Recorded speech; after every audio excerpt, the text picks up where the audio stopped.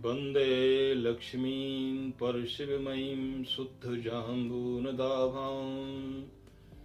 तेजरूपां कनकवसरां शूरभूषोज्ज्वलां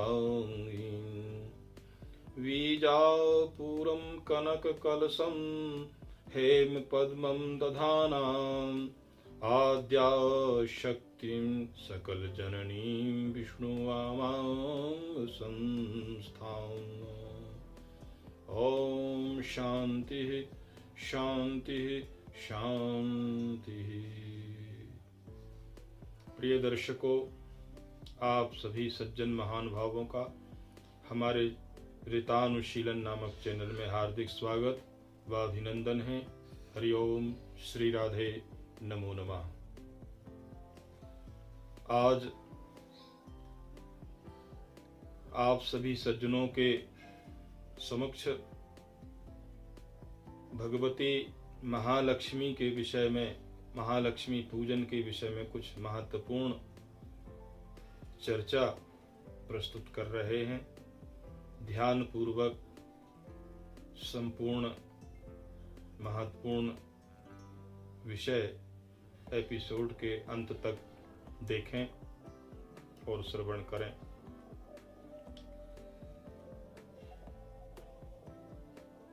महालक्ष्मी, भगवती महालक्ष्मी जो है, ये सत्वमय जो स्वरूप है भगवती का।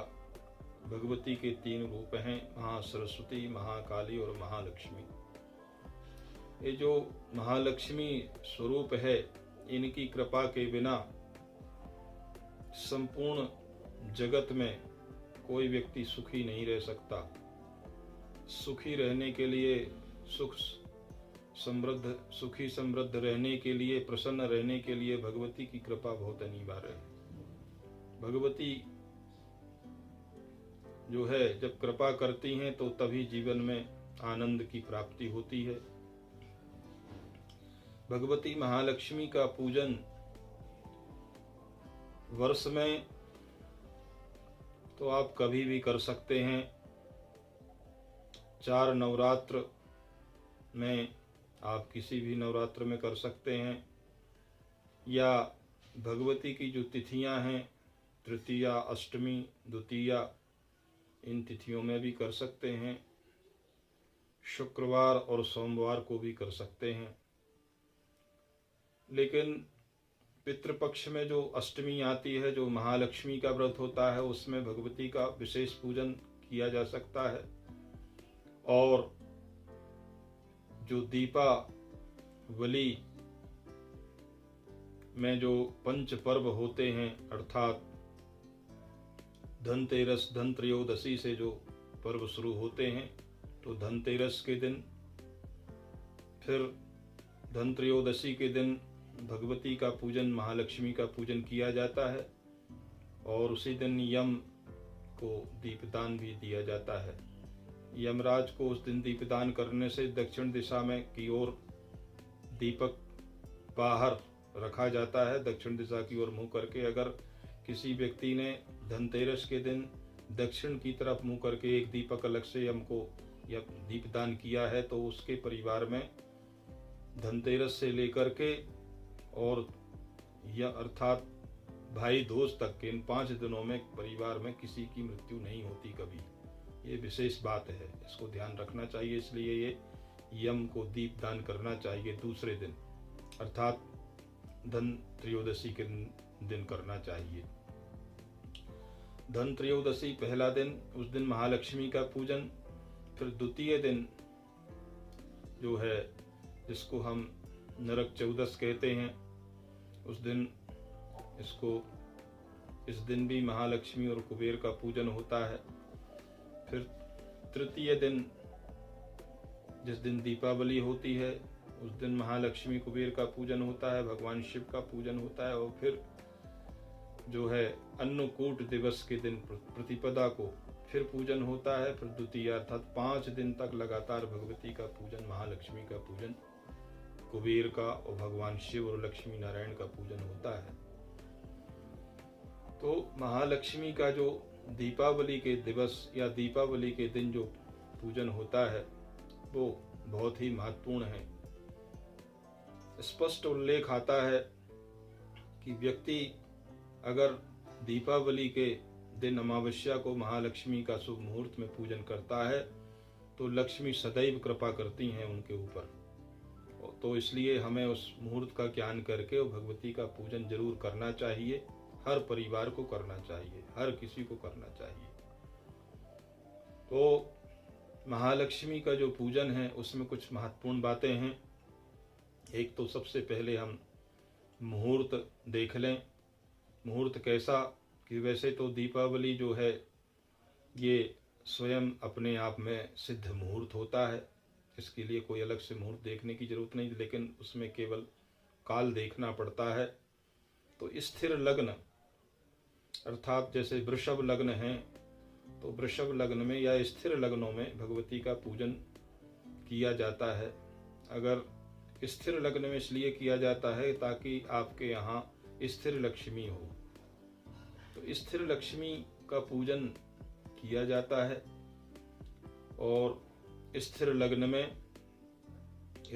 में पूजन आरंभ करें तो उसमें सबसे पहले जिस स्थान पर आपको पूजन करना है तो वहाँ गोबर से गोमय से लीपा जाए उस वह स्थान, क्योंकि गाय के गोबर में भी लक्ष्मी जी का वास होता है।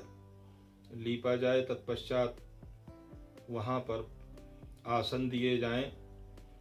तो जैसे हम संसार में कोई कार्यक्रम करते हैं तो हम अपने संबंधियों को, रिश्तेदारों को, महत्वपूर्ण व्यक्तियों को बुलाते हैं, ऐसे ही जब देवताओं का पूजन होता है तो सारे लोगों को बुलाना पड़ता है। इसलिए भगवती के पूजन, भगवती का स्थान तो मध्य में रहेगा ही, साथ में पंचांग पूजन जिसको 5 देवताओं का स्थान रहता है, जिसमें गणेश, गौरी का एक स्थान बनाएं, एक स्थान बनाएं कलश का, कलश में वरुण देवता का, तो कलश में एक कलश वरुण देवता का बनाएं, एक कलश बनाएं रुद्र कलश भगवान शिव का।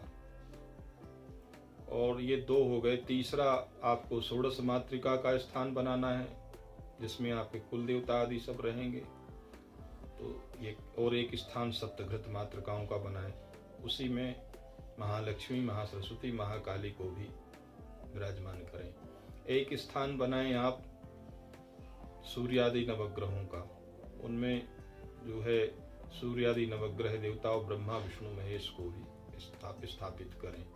तो ये पंचांग कहलाता है। 5 देवताओं का जो समूह है, पंचांग पूजन पहले करके यदि विस्तृत ना भी करें तो गंधाक्षत, पुष्प, धूप और दीप नैवेद्य, गंधाक्षत, पुष्प, धूप, दीप, नैवेद्य, इन उपचारों से पूजन करके, नैवेद्य अर्थात भोग लगा करके, 5 देवताओं के उनको भोग लगा करके और उनका पूजन करके तब भगवती का इसके बाद पूजन आरंभ करना चाहिए। लक्ष्मी नारायण भगवान और भगवान सांब सदाशिव का भी साथ में वहीं स्थान बनाना चाहिए, उनका पूजन करना चाहिए।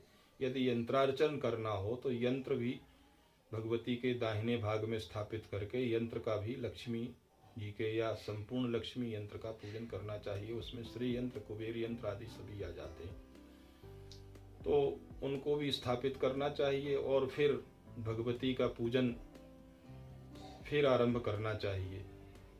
तो भगवती का पूजन षोडशोपचार से उस समय किया जा सकता है।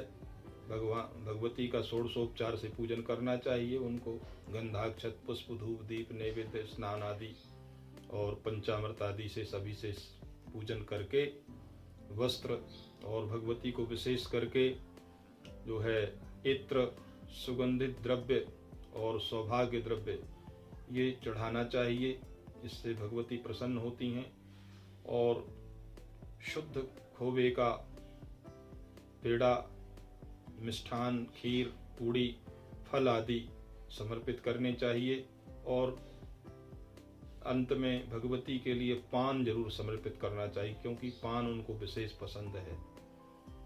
और फलों में अनार आदि और दूसरे फल भी आप समर्पित कर सकते हैं। साथ में भगवती के पूजन के साथ कुबेर का पूजन, उनका अंग पूजन, अष्ट सिद्धियों का पूजन, नवनिधियों का पूजन और एक पोटली का निर्माण भी कर लेना चाहिए, जिस पोटली में जो है कौड़ी, धनिया और जो विभिन्न सामग्री है, चांदी, सोना और ये कहना चाहिए और भी गुंजा आदि के बीज, ये सब उस पोटली में रख लेना चाहिए और पोटली को भगवती को समर्पित करना चाहिए।